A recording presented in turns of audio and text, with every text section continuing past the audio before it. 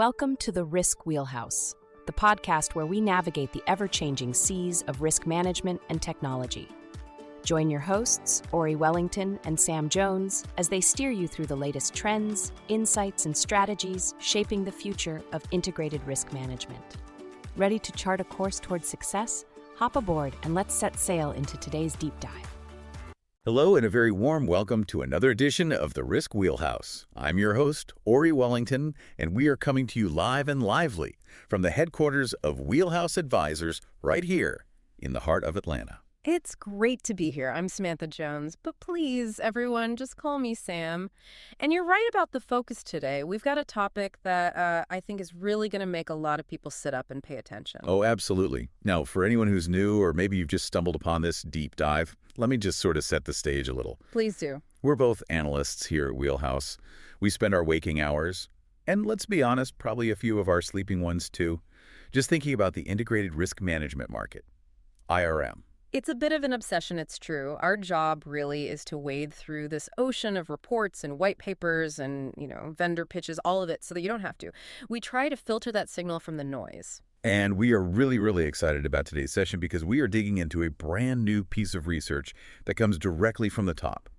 We're talking about an article by none other than John A. Wheeler, the founder and CEO of Wheelhouse Advisors. And we really have to pause there for a second because context is just everything in this industry. When we say John A. Wheeler, we aren't just, name-dropping our boss. Not at all.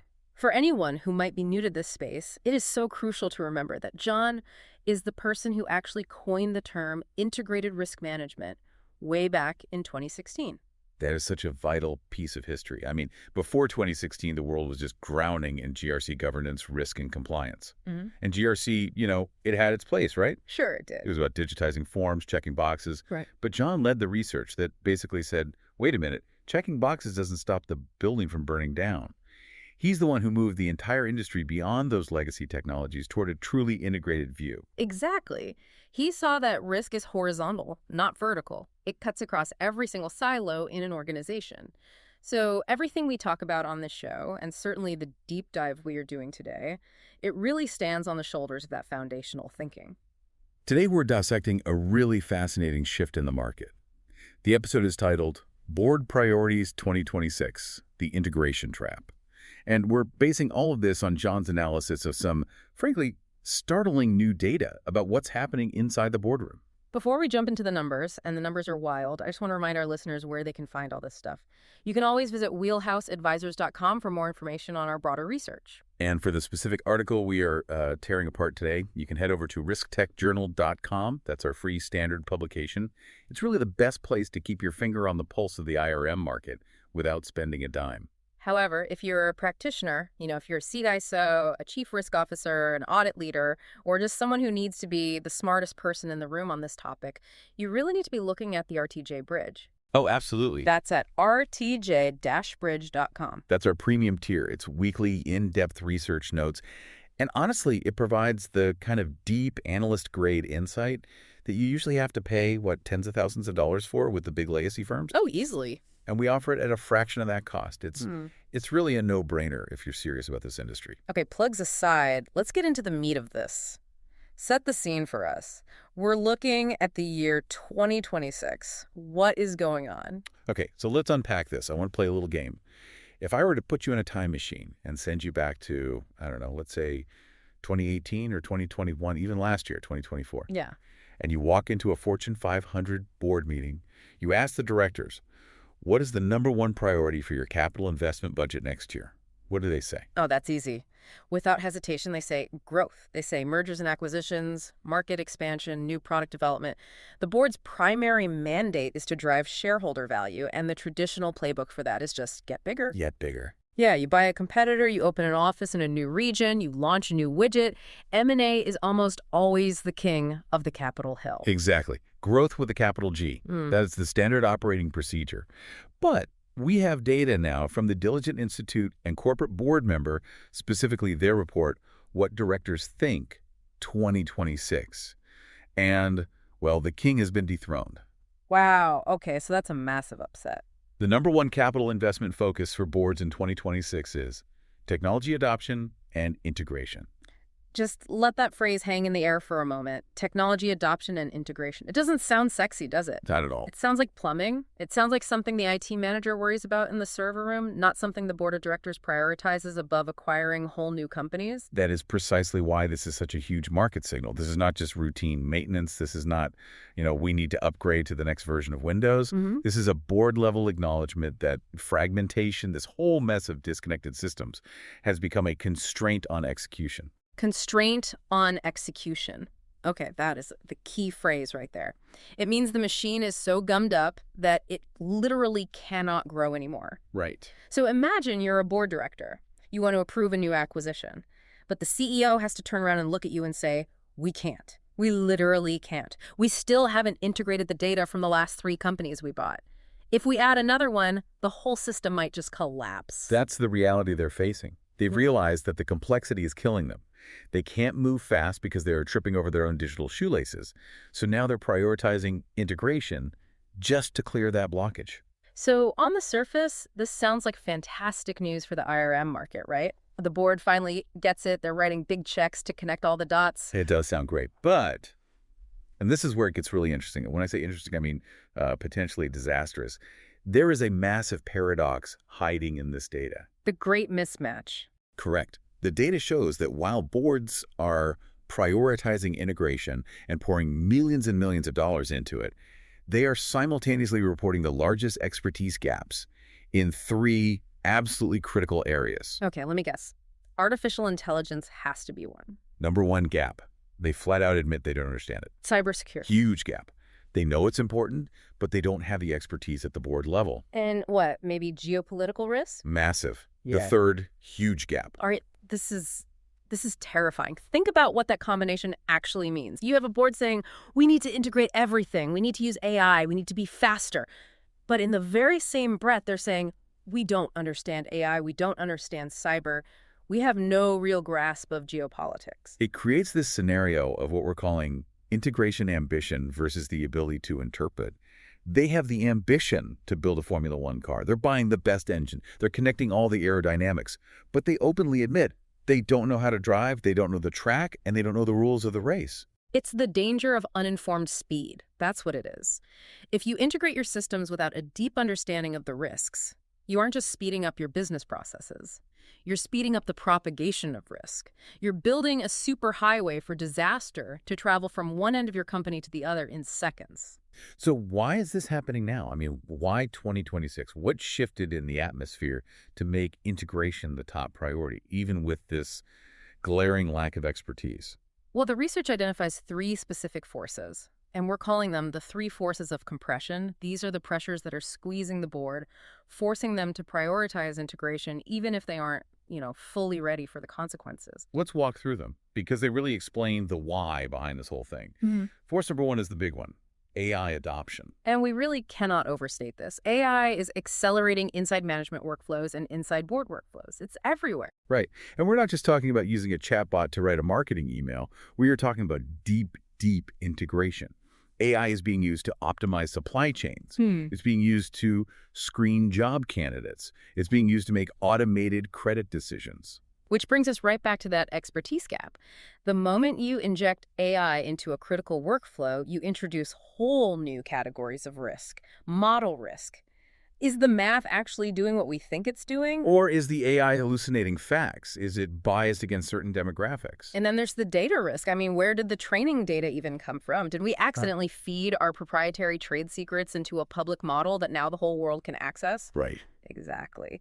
And the regulatory angle here is just huge. Regulators are waking up to this fast. You can't just say the computer said no anymore. You have to be able to explain how and why the AI made that specific decision. So if your automotive is funding integration to roll out AI faster, but they admit they don't understand how AI works, I mean, how are they possibly overseeing that regulatory risk? They aren't. They're flying completely blind. They are writing the check for the technology, but they're failing to write the check for the governance that has to go with it. That is a perfect way to put it. Okay, so that's force 1. Force number 2, platform sprawl via M&A. This is basically the hangover from the last decade of business, isn't it? It absolutely is. We just said that M&A used to be the top priority. Well, Companies spent the last 10 years buying other companies to fuel their growth. And every time you buy a company, you don't just get their revenue and their customer list, you get their entire IT department. You get their baggage, all of it. You get their legacy servers from a decade ago. You get their weird custom-built ERP system from 1999 that one guy in a basement still maintains. You get their HR software that absolutely does not talk to your HR software. And now you have what we call platform sprawl, identity sprawl, and control sprawl. Identity sprawl is a real killer. You have employees with 6 different logins for 6 different systems. Nobody really knows who has access to what anymore. It's just a complete mess from a security standpoint. And the consequence of this sprawl isn't just that it's, annoying for the IT help desk. It creates what we call inconsistent evidence. This is the absolute nightmare scenario for any risk manager. Let's just paint a quick picture. Imagine you need to know if a specific vendor, let's just call them vendor X, is safe to do business with. So you look in your legacy SAP system, and it says vendor X is green, verified. Okay, looks good, all clear. But if you were to look in the new cloud procurement system that you acquired last year, it might say, warning, vendor X has a critical security vulnerability. So you have 2 systems owned by the same company giving you 2 completely contradictory facts about the same entity. One says go, the other says stop. And because those systems aren't integrated, you have no idea which one is the truth. You're paralyzed. That is the inconsistent evidence problem in a nutshell. And that is why the board is screaming for integration. They're just sick and tired of getting different answers depending on which screen they happen to look at. They want a single source of truth. Which is a noble goal, a worthy goal. But again, if you just mash all that data together without cleaning it or understanding the underlying controls, you don't get a single source of truth. You just get a single source of bad information. Right. Garbage in, integrated garbage out. Precisely. Okay, let's move to the third one. Force number 3. Disruption pathways and third parties. This is the big realization that the castle walls are gone. In the old days, you secured your perimeter, you had a big firewall, and you basically felt safe. Disruption usually came from inside the building, a server failure, a fire, a labor strike. But now, disruption runs through your digital supply chains, it runs through your third parties, it runs through your vendor's vendor. we've seen this time and time again with the major incidents in recent years. I mean, think about the SolarWinds hack or the CrowdStrike outage. It wasn't necessarily that your company did anything wrong. No. It was a tool you used or a platform your vendor used that created the vulnerability. Exactly. The threat is 2 or 3 hops away from you in the supply chain, and this requires unified signals. You cannot rely on a siloed view anymore. If your procurement team knows a vendor is financially shaky, but your IT security team thinks they're technically sound, you have a massive gap. You need the system to be smart enough to connect those dots for you. You need the financial signal to automatically trigger a security review. Right. You need to see the ripple effect. If this supplier in Southeast Asia goes down because of a typhoon, how does that impact our factory in Mexico? And how does that then impact our revenue projection in New York? You can't answer that with spreadsheets anymore. You need real integration. So, okay, let's synthesize this section. Boards are reacting to these 3 forces: the incredible speed of AI, the inherited mess of M&A sprawl, and the constant threat of supply chain disruption. And their reaction is to fund integration. But, and this is the big synthesis, many of them are doing so before they have defined what integrated risk management actually looks like in practice for their organization.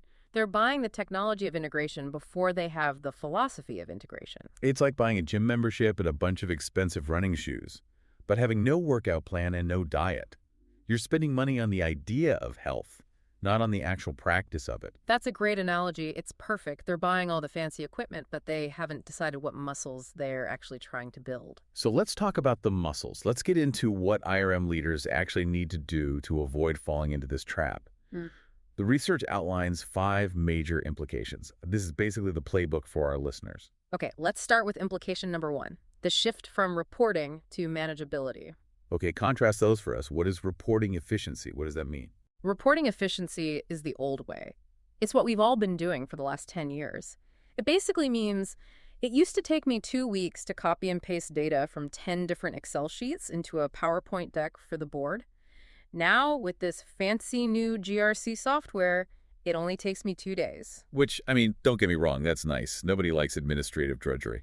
It's nice, but it's fundamentally low value. It doesn't actually reduce your risk. It just reduces the time it takes to tell people about the risk you have. You're just delivering the bad news faster. So what is manageability? What's the new way? Manageability is the new way. It is integration as a management outcome. It's not about the report, it's about the action that follows the report. So what are the metrics we should be looking at then, if not speed of reporting? We should be measuring things like reduced time to detect, reduced time to decide, and reduced time to act. So it's all about operational speed. It's about verifiable assurance. It's about proving that your controls are working as designed across the entire enterprise in near real time. It's the difference between telling the board, we have a fire alarm policy, and telling them, the fire alarm was tested automatically 10 minutes ago, it is fully functional, and we have verification that the sprinklers are connected to it. That is a massive, massive shift. It moves the risk manager from being a scorekeeper to being a goalkeeper. You're actually stopping the ball, not just writing down the final score after the game is over. I love that. From scorekeeper to goalkeeper, that's exactly it. And this leads us directly to implication number 2, the coordinated versus embedded trap. This is a framework we use a lot here at Wheelhouse to describe the maturity of a risk program. We do. And the big warning here is that the market is still, by and large, stuck in the coordinated stage. Okay, define coordinated for the listeners. What does that actually look like? Coordinated means you've improved your data aggregation, you have better dashboards, the risk team talks to the compliance team, you might even have a shared GRC tool where everything lives, it looks nice, it feels organized, you have a heat map with lots of pretty colors. That's always a but.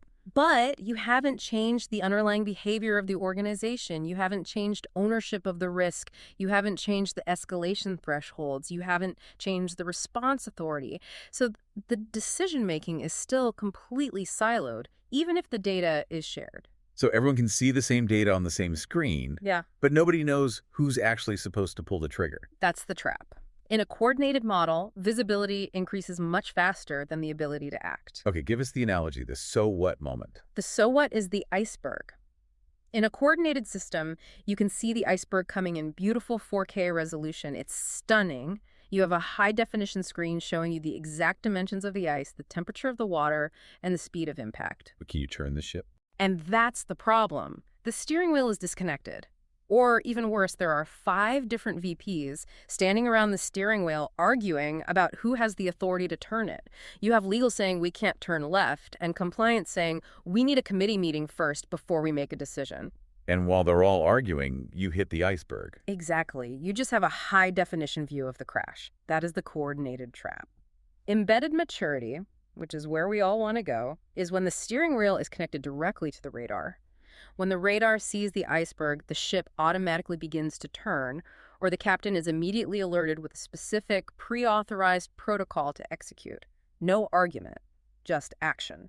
That's such a powerful image. And it brings us right to implication number 3, which is the speed of integration versus the speed of interpretation. This goes right back to that expertise gap we started with. Right. If you integrate faster than you can interpret, you get a failure mode that we call signals without decisions. Okay, expand on that. What does that mean? It means you build this amazing, expensive, integrated system. It detects a geopolitical shift. Let's say a new sanction is announced against a raw material that you use. The system flags it instantly. A big red light flashes on the dashboard. The system did its job.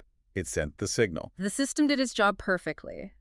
But because you have an expertise gap in geopolitics or supply chain strategy, nobody in the room knows what that red light means for the business. Is that a shut down the factory immediately, red light, or is it a buy from a different vendor next week, red light? So the signal is there, but the decision is completely missing. Or worse, you get alerts without accountable response owners. The alert goes off, the email blast goes out, marketing thinks IT is handling it, IT thinks legal is handling it, legal thinks the risk team is handling it, and the ball just drops right between all the outfielders. So what's the IRM fix here? If you're a risk leader listening to this right now, how do you prevent that ball from dropping? You have to explicitly link your integrations to decision rights. Decision rights. That sounds a little bit academic. Make that practical for us. It's extremely practical. It means you sit down before the crisis and you say, when system A sends signal X, person Y is responsible for taking action Z. You map it all out. If the cyber dashboard turns red, Jane Doe has the authority to shut down that server without asking for permission from 3 levels of management. You pre-authorize the response. Exactly. You cannot wait for the house to be on fire to figure out who's in charge of the fire hose. The speed of integration demands an equal speed of decision-making. Are you ready to see risk management in action? At Wheelhouse Advisors, we've launched a new YouTube channel dedicated to integrated risk management. You'll find quick explainers, insights from our IRM Navigator research reports, highlights from the Risk Journal, and conversations from the Risk Wheelhouse podcast.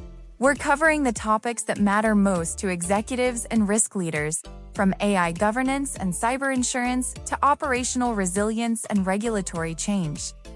Every video is designed to help you anticipate risks, adapt with confidence, and build resilience in a digital-first world. In our first video, we explain how ISO 42001, the EU AI Act, and the NIST AI Risk Management Framework can work together as a unified playbook for AI risk. Subscribe today at youtube.com/@wheelhouseadv and get the latest insights delivered directly to you. That's youtube.com/@wheelhouseadv. Subscribe now and stay ahead of the risks that matter most. Let's move to section 4 because this touches on the human connection in all this. Yeah. Implication number 4, the workforce and supply chain blind spot. Yeah, this was another piece of data from the report that really just jumped off the page at me. While boards are pouring all this money into technology integration, the investment in workforce and supply chain is a comparatively low priority for them. That seems incredibly misaligned. It is completely and totally misaligned. I mean, think about how disruption actually propagates. Does it travel through the cables? Sometimes. But more often than not, it propagates through people. It's always the human element. It's the phishing email that a tired, overworked employee clicks on at 5 p.m. on a Friday.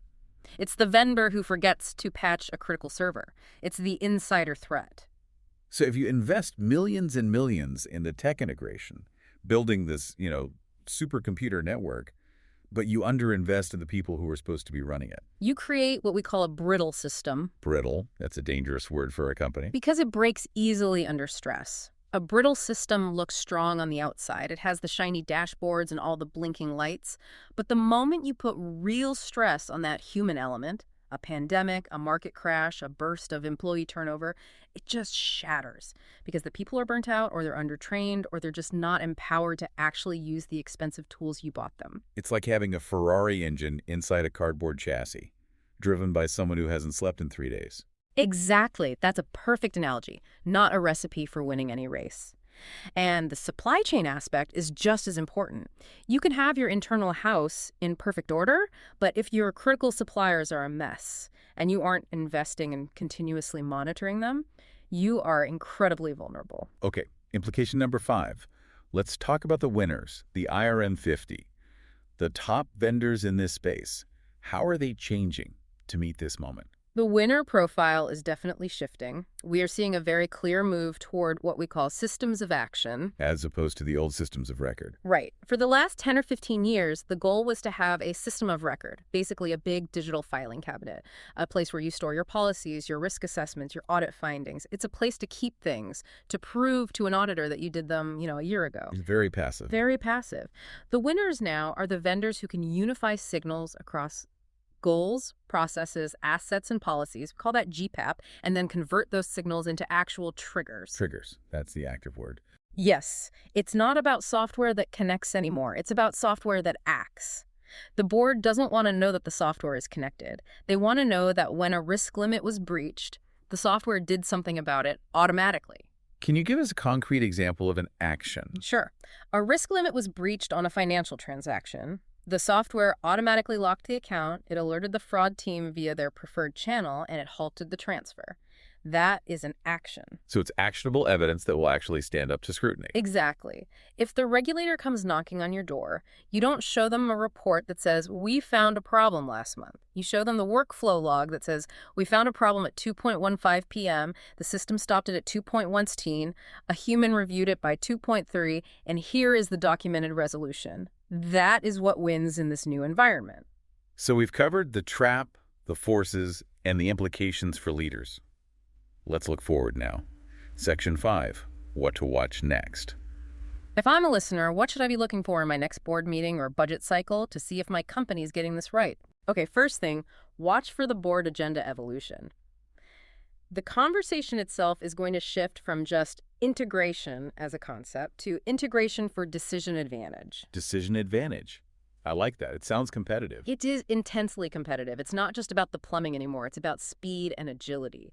You should look for requirements from the board tying investment to measurable reductions in decision latency. So the CFO is going to start asking, if we spend this $1 million on this project, how much faster will we be able to make a critical crisis decision? Exactly. And if the answer is, we don't know, you might not get the funding. Boards want to know that they can outmaneuver the competition because their risk data is faster and more reliable. Okay, what about AI? We talked a lot about the lack of expertise. What happens there? We're calling this AI management hardening. The honeymoon phase with AI is officially ending. We are now entering the governance phase. Well, maybe the hangover phase. Maybe, yeah. You can expect boards to start demanding really practical controls. Things like acceptable use policies, data handling rules, and most importantly, model accountability. And evidence trails for decision. Absolutely critical. If an AI influences a decision like denying a loan or hiring a candidate or firing someone, you need a clear, auditable evidence trail that explains why. Boards are going to demand that to protect the company and themselves from lawsuits and regulatory fines. And what about third-party instrumentation? We are finally, hopefully, moving from static assessments to continuous monitoring. So, the death of the annual security questionnaire. Please tell me it's true. Oh, please, let it be true. The annual questionnaire is just a snapshot in time. It's basically useless the day after you send it. Boards want continuous monitoring that's tied to their most critical processes. They want to know the health of their most important vendor today, right now, not what it was last November. And finally, vendor messaging. Yeah. How will that change? The smart vendors are going to change their tune. They will stop talking about integration claims, look, we have an API for everything, and they'll start talking about quantified outcomes. Things like cycle time reduction. Yeah. Lower loss exposure. We save you money, and we keep you out of jail. That's the message that is going to resonate with boards in 2026 and beyond. Simple, direct, value-driven. Okay, we have arrived at the finale. Section 6, the wheelhouse horizon view. This is where we put our reputation on the line with some specific forecasts. We have two big ones for this episode. Let's start with the market view, looking out about 12 to 18 months. We're putting this at a 70% probability. We predict that this board-driven funding will massively accelerate the consolidation of risk and assurance data layers. Consolidation, so breaking down the silos. The walls between cyber risk and operational risk and audit and compliance are finally coming down. The data is merging into a unified layer. And this, in turn, increases the demand for platforms that can translate those unified signals into automated decision workflows. So if you're a leader listening to this, what's the action item? My advice, and your advice in the article, is to require your vendors and your internal teams to prove integration to action. Do not buy architecture narratives. Don't just buy a pretty diagram of the cloud. Don't buy a drawing of a cloud. Buy operational outcomes. Ask the vendor point blank. Show me exactly what happens when this risk indicator turns red. Who gets notified? What workflow triggers? Show me the action. Make them prove it. Love that. Okay, the second one, the risk view looking out 6 to 12 months. This is a bit closer, a bit more immediate. Yeah, and this one is a bit darker, unfortunately. We're giving it a 60% probability. We predict a significant rise in visibility without control incidents. Now, we keep coming back to this central theme. It really is the theme of this whole discussion. Mm-hmm. The scenario is this. Reporting improves. You get the better dashboards. You can see the problems more clearly than ever before. But your response authority, your ability to act, lags behind. And the result? Preventable disruptions and what we call post-event assurance failures. We knew about it, but nobody stopped it. headline. That is the epitaph of the failed risk manager in the 2020s. We saw it coming. Can you imagine having to explain that to the press or to the regulators? Yes, we saw the data leak happening on our dashboard in real time, but we didn't have a protocol to shut the server down without VP approval, and the VP was on a plane to Dubai. That is a career-ending nightmare. That's a classic visibility without control incident. It's deeply embarrassing, and it's incredibly expensive. So what is the leadership action to prevent that? Establish explicit decision threshold and accountable owners now. Do it as part of every single integration initiative. If you are connecting a new system, you must simultaneously define who owns the decisions that will come out of that system. Do not wait for the crash to decide who is driving the car. That is powerful stuff. Do not wait for the crash to decide who is driving. It's absolutely essential. We are heading into a very fast, very complex 2026. The boards are putting the money up for integration, which is a good thing, but money without method is just expensive chaos. Expensive chaos. I think that sums up the risk perfectly. Okay, let's wrap this deep dive up. We've covered a lot of ground today. Let's just quickly recap the main theme. The theme is pretty simple. 2026 is the year of integration. The boards want it. They are paying for it. But integration without decision rights is a trap. It is the integration trap. Exactly. So the goal for all our listeners is to move from being coordinated, where you're just sharing data, to being truly embedded, where you have automated, pre-authorized responses. And to move from a focus on reporting efficiency to one on manageability. Don't just show me the risk, help me manage it in real time. And before we sign off, just a quick reminder, we threw a lot of concepts at you today. You can find more about all of our research at wheelhouseadvisors.com. The specific article we discussed today is at risktechjournal.com. And if you want the deep dive notes, the weekly insights that really get into the weeds of this stuff, the cheat codes, as we sometimes call them, you should subscribe to the RTJ Bridge at rtj-bridge.com. It really is the best value in the market for this level of insight. It is. Now, as we always do, we want to leave you with a final thought. Something for you to chew on as you head into your next strategy meeting. Bring us home. We talked a lot today about visibility without control. We talked about those fancy dashboards. So here's my question for you to take back to your team. If your dashboard turns red tomorrow, a big, flashing, critical red light, does everyone in your organization know exactly who holds the steering wheel? Or will you just have a high-definition view of the crash? Oof, a high-definition view of the crash. Oh. Don't let that be you. Please don't. Thanks for listening to the Risk Wheelhouse. I'll see you next time. That wraps up another episode of the Risk Wheelhouse. Thank you for spending time with us at Wheelhouse Advisors today. We hope you found the conversation insightful and actionable for your organization's risk strategies. Don't forget to subscribe on your favorite podcast platform, whether it's Apple Podcasts, Spotify, or Amazon Music. If you're looking for more in-depth analysis and thought leadership on risk technology, be sure to visit the Risk Tech Journal at therisktechjournal.com. It's your go-to source for comprehensive articles, expert interviews, and the latest trends shaping the industry.